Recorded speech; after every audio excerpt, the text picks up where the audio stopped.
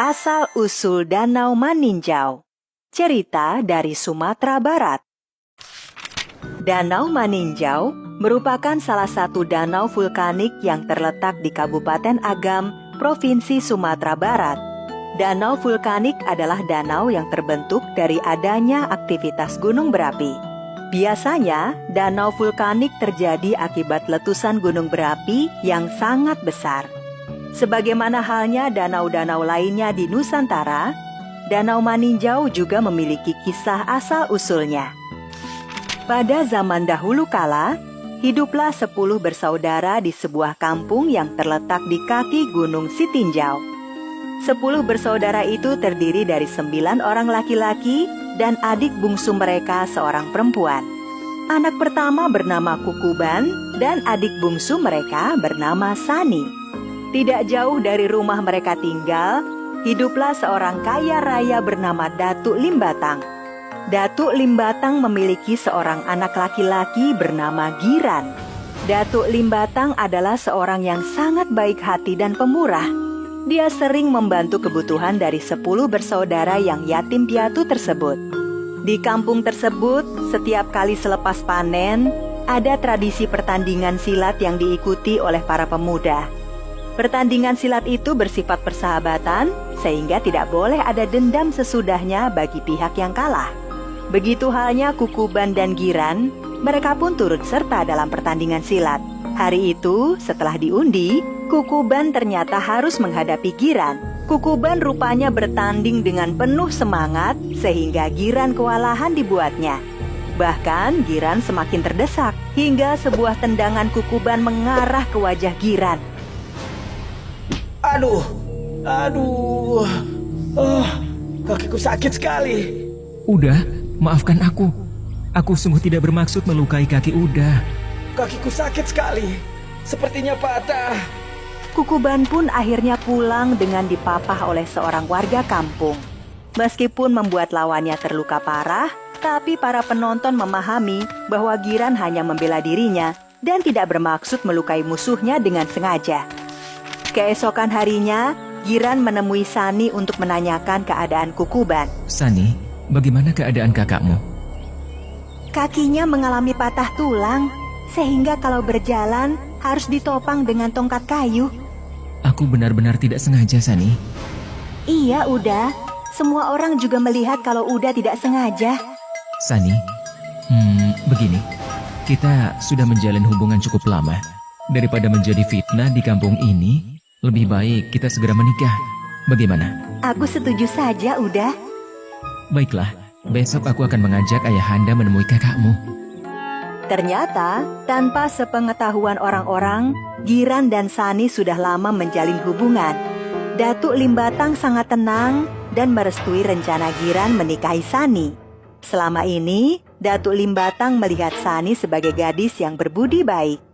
Keesokan harinya, Datuk Limbatang menemui Kukuban di rumahnya. Selamat datang, Datuk. Terima kasih sudah berkenan datang ke gubuk kami ini. Kukuban, bagaimana keadaanmu? Ya, beginilah, Datuk. Saya masih bisa berjalan, tapi harus dengan bantuan tongkat. Semoga saja luka di kakimu cepat sembuh dan kamu bisa bekerja seperti biasanya. Terima kasih banyak, Datuk. Kukuban, kedatanganku ke sini selain melihat keadaanmu, juga untuk mewakili anakku, Giran. Maaf, Datuk. Saya tidak mengerti maksud Datuk. Jadi begini, selama ini Giran dan Sani sudah lama menjalin hubungan. Kedatanganku ke sini adalah untuk menyampaikan pinangan Giran untuk adik bungsumu, Sani. Kukuban terkejut mendengar apa yang baru saja disampaikan oleh Datuk Limbatang. Bagaimanapun, di dalam hati, Kukuban merasa dendam karena telah kalah pertandingan silat di kampung. Maafkan saya, Datuk. Tapi Giran telah mempermalukan saya di depan warga kampung sini. Selain itu, Giran telah membuat kaki saya patah. Kukuban, semua warga melihat kalau engkau menyerang Giran dengan membabi buta. Giran tidak sengaja mematahkan kakimu. Dia hanya mencoba menyelamatkan dirinya. Semua warga kampung melihatnya. Kukuban dan Datuk Limbatang berdebat tentang masalah pertandingan silat itu. Kukuban pun tidak menyetujui pernikahan adiknya dengan Giran. Dengan perasaan kecewa, Datuk Limbatang pulang ke rumahnya. Keesokan harinya, Giran yang kecewa mendengar berita dari ayahnya, mengajak Sani bertemu di pinggir sebuah sungai. Sani, kakakmu sepertinya benci sekali kepadaku. Padahal sudah jelas aku tidak sengaja mematahkan kakinya. Entahlah Uda, sepertinya Uda Kukuban sangat pendendam. Tiba-tiba saja, Giran melihat kaki Sani berdarah. Sani, kenapa kakimu berdarah? Iya Uda, tadi dalam perjalanan ke sini, kakiku tersangkut tanaman berduri. Sini, biar aku obati. Ternyata, beberapa warga kampung telah mengikuti dan mengawasi Giran dan Sani dari jauh. Kukuban sengaja meminta warga kampung mengawasi Sani dan Giran. Ketika Giran sedang mengobati kaki Sani, para warga desa itu segera keluar dan menangkap mereka. Giran dan Sani dibawa oleh warga ke tengah kampung. Giran dan Sani pun diadili oleh warga kampung karena dianggap telah melakukan perbuatan yang memalukan serta melanggar etika.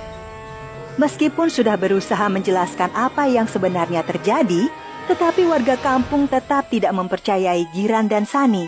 Para warga pun membawa Giran dan Sani ke tepian kawah Gunung Tinjau.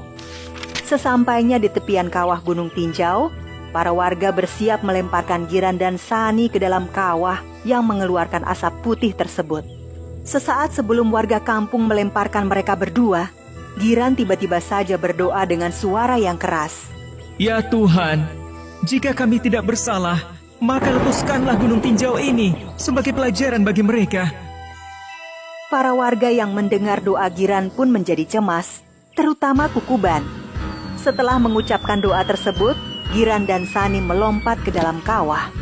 Para warga kampung berdiri di tepian dan melihat ke dalam kawah.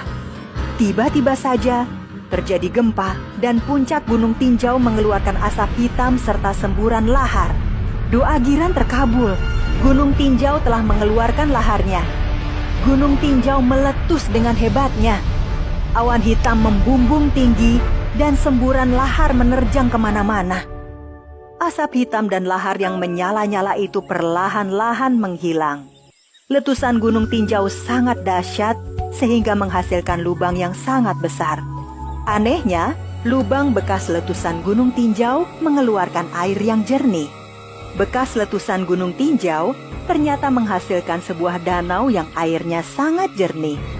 Sejak saat itu, danau tersebut dikenal dengan nama Danau Maninjau.